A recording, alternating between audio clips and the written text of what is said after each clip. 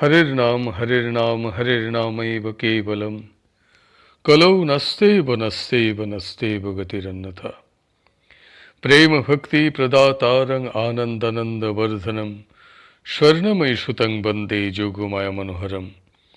विजय वल्लभां देवीं विजयानंद वर्धिनीं सदानंदमयीं शाद्धिं जोगमायां नमाम्यहम्। गुरुर्ब्रह्मा गुरुर्विष्णु गुरुर्देव महेश्वर गुरुरेव परं ब्रह्म तस्मै श्री गुरवे नमः।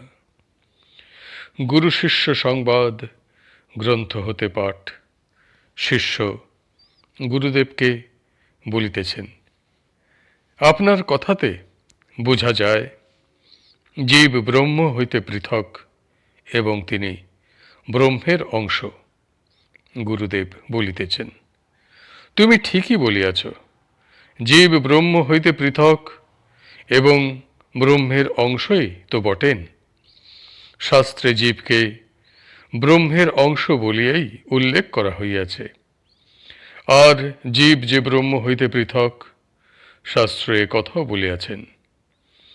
জীব যে ব্রহ্মের অংশ এই বিষয়ে ব্রহ্মসূত্রে কথিত হইয়াছে। অংশো নানা ব্যপদেশাদন্যথা চাপি দার্শকিতবাদিত্বমধীয়তে একে।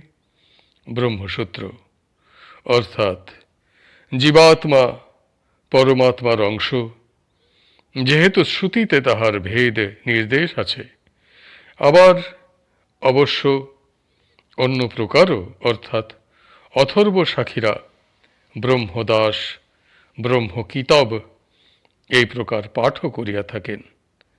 মন্ত্রবর্ণাৎ ব্রহ্মসূত্র অর্থাৎ মন্ত্রবর্ণ অর্থাৎ বেদ বাক্য হইতেও জীবের ব্রহ্মাংশত্ব অবধারিত হইতেছে। শ্রুতি প্রমাণ যথা পাদ অস্য বিশ্বভূতানি ত্রিপাদস্যামৃতং দিবি পুরুষ সূক্ত অর্থাৎ সমস্ত ভূত অর্থাৎ সৃষ্টি তাহার এক পাদ অর্থাৎ চারি ভাগের এক ভাগ, তাহার অপর তিন ভাগ বা তিন পাদ স্বর্গে অর্থাৎ বৈকুণ্ঠাদি ধামে আছে। अपि स्मर्जते ব্রহ্মসূত্র। স্মৃতি গীতাদি স্মৃতিশাস্ত্রেও জীবকে ব্রহ্মের অংশ বলা হইয়াছে। যথা গীতায় মমৈবাংশ জীবলোকে জীবভূতঃ সনাতনঃ। গীতা জীবলোকে আমার অংশ সনাতন জীব। এ স্থলে জীবকে পুরুষোত্তমের অংশ বলা হইয়াছে। জীব যে ব্রহ্ম হইতে পৃথক সে সম্বন্ধে শুনো। জীব যে ব্রহ্ম হইতে পৃথক ভগবান বেদব্যাস ব্রহ্মসূত্র গ্রন্থে অনেকগুলি সূত্র দ্বারা তাহা প্রমাণ করিয়াছেন। সমস্তগুলি সূত্র বলিবার প্রয়োজন নাই, কেবল তিনটি সূত্র এখানে বলিতেছি। তাহাতেই বুঝিতে পারিবে যে জীব যে ব্রহ্ম হইতে পৃথক, ইহাই শাস্ত্রের অভিপ্রায়। অধিকন্তু ভেদ নির্দেশাৎ ব্রহ্মসূত্র। জীব ব্রহ্ম হইতে পৃথক যেহেতু শ্রুতিতে অর্থাৎ উপনিষদে এইরূপ কথিত হইয়াছে। अस्मान् मायि সৃজতে বিশ্বমেতৎ তস্মিংশ্চান্यो মায়য়া সন্নিরুদ্ধঃ। শ্বেতাশ্বতর উপনিষদ। মায়ি ব্রহ্ম মায়া হইতেই এই জগৎ সৃষ্টি করেন। অন্য অর্থাৎ জীব সংসারে সেই মায়া দ্বারাই অবরুদ্ধ হয়। নিত্য নিত্যানাং চেতনশ্চেতনানা মেকো বহুনাং যো বিদধাতি কামান। শ্বেতাশ্বতর উপনিষদ। অর্থাৎ যিনি নিত্যেরও নিত্য, চেতনেরও চেতন এবং এক হইয়াও যিনি অনেকের কাম্য বিষয়ে সকল বিধান করিয়া থাকেন। পূর্বকথিত জ্ঞাজ্ঞৌ ও দ্বাসুপর্ণা নামক দুইটি শ্রুতিবাক্য ভেদাত্মক। ভেদবপ্পদেশাৎ অর্থাৎ পৃথক বলা হইয়াছে। অর্থাৎ বেদে জীবকে ব্রহ্ম হইতে পৃথক বলা হইয়াছে, এই জন্য জীব ব্রহ্ম হইতে পৃথক। তস্মাৎ বা এতস্মাৎ বিজ্ঞানমায়াৎ অন্য অন্তর আত্মানন্দময়, তৈত্তিরীয় উপনিষদ। ব্রহ্মানন্দ সেই এই বিজ্ঞানময় জীবাত্মা হইতে আনন্দময় পরমাত্মা ভিন্ন। উভয়েপি ভেদেনৈনমধীয়তে। ব্রহ্মসূত্র। কান্য ও মাধ্যন্দিন উভয় সাকিরাই জীব ও ব্রহ্ম পৃথক এরূপ পাঠ করিয়া থাকেন। শুক্ল যজুর্বেদে কান্য ও মাধ্যন্দিন নামে দুইটি শাখা আছে।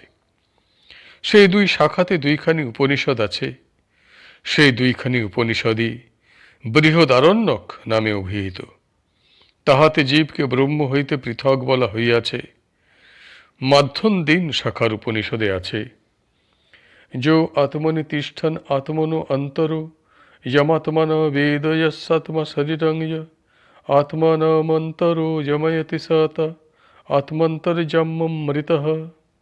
অর্থাৎ যিনি আত্মার অভ্যন্তরে থাকিয়াও আত্মা হইতে পৃথক, আত্মা যাহাকে জানে না, আত্মা যাহার শরীর, আত্মার ভিতরে থাকিয়া যিনি আত্মাকে সংযমিত করেন, তিনিই তোমার অন্তর্যামী অমৃত আত্মা, অর্থাৎ পরমাত্মা। কান্য শাখার উপনিষদে আছে, যো বিজ্ঞানে তিষ্ঠন বিজ্ঞানাদন্তরো ইয়ং বিজ্ঞানং ন বেদ যস্য বিজ্ঞানং শরীরং যো বিজ্ঞানমন্তরো যময়ত্যেষ ত আত্মান্তর্যাম্যমৃত। বৃহদারণ্যক উপনিষদ। অর্থাৎ যিনি বিজ্ঞানের ভিতরে থাকিয়া বিজ্ঞান হইতে স্বতন্ত্র, বিজ্ঞান তাহাকে জানে না, বিজ্ঞান যাহার শরীর, বিজ্ঞানের অভ্যন্তরে থাকিয়া যিনি বিজ্ঞানকে সংযমিত করেন, তিনিই তোমার অন্তর্যামী অমৃত আত্মা, অর্থাৎ পরমাত্মা। ভগবান বেদব্যাস এই দুই উপনিষদ বাক্যের উপরই উভয়োপি ভেদেনৈনমধীয়তে ব্রহ্মসূত্র, এই সূত্রটি করিয়া জীব ও ব্রহ্মের ভেদ নির্দেশ করিয়াছেন। মধ্যন্দিনের আত্মা ও কান্যের বিজ্ঞান একার্থবাচক। ইহা দ্বারাই বোঝা যায় যে ব্রহ্মের সহিত জীবের একান্ত অদ্বৈত সম্বন্ধ নয়, দ্বৈতাদ্বৈত সম্বন্ধ। দক্ষ সংহিতায় আছে, ন দ্বৈতং নাপি চাদ্বৈতং ইত্যেতৎ পরমার্থিকম। দ্বৈতও নয়, অদ্বৈতও নয়, অর্থাৎ দ্বৈতাদ্বৈত, ইহাই পরমার্থিক অর্থাৎ সত্য। শ্রীমন মহাপ্রভু ঠিক এই দ্বৈতাদ্বৈতকেই ঠিক বলিয়াছেন। তিনি বলিয়াছেন, ব্রহ্মের সহিত জীবের যে ভেদাভেদ সম্বন্ধ তাহা চিন্তা দ্বারা অবধারণ করা যায় না। এই জন্য তাহাকে অচিন্ত ভেদাভেদ সম্বন্ধ বলা হয়। শ্রী চৈতন্য চরিতামৃত গ্রন্থে তাহার কথা এইরূপ লেখা হইয়াছে, জীবের স্বরূপ হয় নিত্য কৃষ্ণদাস, কৃষ্ণের তটস্থা শক্তি ভেদাভেদ প্রকাশ। মধ্যলীলা 20 অধ্যায়। ব্রহ্মের সহিত জীবের দ্বৈতাদ্বৈত সম্বন্ধ না হইয়া একান্তাদ্বৈত সম্বন্ধ হইলে, অর্থাৎ জীব ব্রহ্ম হইলে জীবের কর্মজন্য বন্ধন হইতে পারিত না।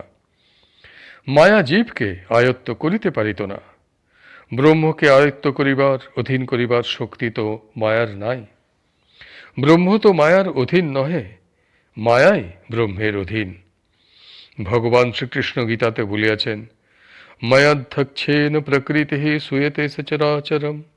গীতা 9ম অধ্যায় 10ম শ্লোক। প্রকৃতি আমার অধ্যক্ষে, অর্থাৎ আমার কর্তৃত্বাধীন হইয়া চরাচর বিশ্ব প্রসব করে। এখন ভাবিয়া দেখো, ব্রহ্মকে আয়ত্ত করিবার, অধীন করিবার শক্তি মায়ার আছে কিনা? প্রকৃতি বা মায়ার সে ক্ষমতা একেবারেই নাই। দাসী কি কখনো প্রভুকে অধীন করিতে পারে? আর ব্রহ্ম অতি বৃহৎ, অতি ব্যাপক, সর্বব্যাপী। মায়া তাহার অপেক্ষা ক্ষুদ্র। তাহারই শক্তি, মায়া তাহাকে আয়ত্ত করিতে বসে আনিতে পারিবে কেন? আর এক কথা, জীব ব্রহ্ম হইলে ব্রহ্মেরই বন্ধন হয়। ব্রহ্মই মায়ার অধীন হইয়া কর্মে আবদ্ধ হন। জন্ম মৃত্যু পাপ পুণ্য সুখ দুঃখের অধীন তাহাকেই হইতে হয়। এরূপ হলে তাহার ব্রহ্মত্বের হানি হয়। ভগবান বেদব্যাস ব্রহ্মসূত্রে এই কথারও মীমাংসা করিয়াছেন। ইতর বাপদেশাৎ হিতাকরণাদিদোষ প্রসক্তি ব্রহ্মসূত্র। ইতর ব্যাপ্যদেনাৎ, ইতর অর্থাৎ জীবকে ব্রহ্ম বলিলে হিতাকরণাদি দোষ প্রসক্তি, নিজের অহিতজনক দোষাদির সম্ভাবনা হয়, অর্থাৎ নিজে নিজে সর্বজ্ঞ সর্বশক্তিমান হইয়া এই দুঃখময় জগৎ সৃষ্টি করিয়া নিজে সেই দুঃখে জড়িত হইবেন কেন? তাহা হইলে তিনি সুখময় জগৎ সৃষ্টি করিতেন। এখন তোমাকে এ বিষয়ে একজন প্রত্যক্ষদর্শী মহাজনের কথা বলিতেছি। অদ্বৈতপাদ মত নহে, আত্মার এক প্রকার অবস্থা। জীবাত্মা ও পরমাত্মার মিলন হইলে তখন আত্মা আপনাকে ভুলিয়া যান। যাহা দেখেন ব্রহ্মসত্তাই দেখেন। অনন্ত সাগরে একটি জলকণা প্রবেশ করিলে সে চারিদিকে সমুদ্রের হিল্লোল কল্লোল দেখে, কখনো ডোবে কখনো ভাসে, আত্মার অস্তিত্ব নষ্ট হয় না। ইহা না হইলে ঋষিগণ মুনিগণ এত পরিশ্রম করিয়া সাধন করিবেন কেন? ইহাই পরম গতি, পরম সম্পদ। গোস্বামীপাদ বিজয়কৃষ্ণের উক্তি। যোগ বলিলে আমি জীবাত্মা ও পরমাত্মার যোগ অর্থাৎ মিলন বুঝি। এই মিলন একীভূত হইয়া যাওয়া নহে, ইহাতে মানবের আত্মা ব্রহ্মে বিলীন হইয়া নিরস্তিত্ব হয় না। ইংরেজিতে যাহাকে অ্যানাইহিলেশন অর্থাৎ লয় বলে, তাহার সহিত ইহার কোনো সম্বন্ধ নাই। আত্মা সম্পূর্ণ দ্বিতীয় বস্তু থাকে। প্রভুপাদ বিজয়কৃষ্ণ গোস্বামী কথিত যোগ সাধন সম্বন্ধে কতিপয় প্রশ্নোত্তর। দ্বৈতাদ্বৈতবাদী যে শাস্ত্রসঙ্গত, একান্তাদ্বৈতবাদ শাস্ত্রসঙ্গত নহে, তাহা বোধহয় এখন বুঝিলে। শিষ্য বলিতেছেন, আজকালকার অনেকে বলেন জীবাত্মা সৃষ্ট পদার্থ। নূতন দেহ যখন উৎপন্ন হয় সেই সঙ্গে নূতন আত্মাও উৎপন্ন হইয়া থাকে। শরীর সৃষ্টির সময় ঈশ্বর নূতন আত্মার সৃষ্টি করিয়া থাকেন। গুরুদেব উত্তর দিতেছেন, আত্মা যে সৃষ্ট পদার্থ নহে, ইহা তো তোমাকে বুঝাইয়া দিয়াছি। যাহারা আত্মাকে সৃষ্ট পদার্থ বলেন, আত্মা সম্বন্ধে তাহাদের কিছুমাত্র জ্ঞান নাই। আত্মা সৃষ্ট পদার্থ হইলে তিনি অজ নিত্য শাশ্বত হইতে পারেন না, কেননা সৃষ্ট বস্তু মাত্রই বিনাশশীল। জন্ম হইলেই তাহার নাশ হইবে। জায়মান বস্তুর বিনাশ অবশ্যম্ভাবী, কিন্তু জীবাত্মার তো বিনাশ নাই। বস্তুত তিনি জন্মেনও না, মরেনও না। জন্ম মৃত্যু হয় শরীরের। গীতাতে বলা হইয়াছে, জাতস্য হি ধ্রুব মৃত্যুর ধ্রুবং জন্ম মৃতস্য চ। গীতা দ্বিতীয় অধ্যায় ২৭তম শ্লোক। জাত ব্যক্তির মৃত্যু ধ্রুব অর্থাৎ নিশ্চিত, আর মৃত ব্যক্তির জন্মও ধ্রুব অর্থাৎ অবধারিত। এই জন্যই আত্মার জন্ম ও উৎপত্তি অপ্রমাণ্য। বাস্তবিক ঈশ্বর নূতন দেহের সহিত নূতন আত্মার সৃষ্টি করেন না। শিষ্য বলিতেছেন, আপনি জীবাত্মার সম্বন্ধে যাহা বলিলেন তাহাতে এই বোঝা যায় যে জীবাত্মা বহু। গুরুদেব উত্তর দিতেছেন, জীবাত্মা বহুই তো, যত জীব তত আত্মা। এখানে গ্রন্থটির দ্বাদশ প্রসঙ্গ আত্মা সম্পূর্ণ হইল। হরিবোল হরিবোল হরিবোল। জয় গুরুদেব, জয় গুরুদেব, জয় গুরুদেব।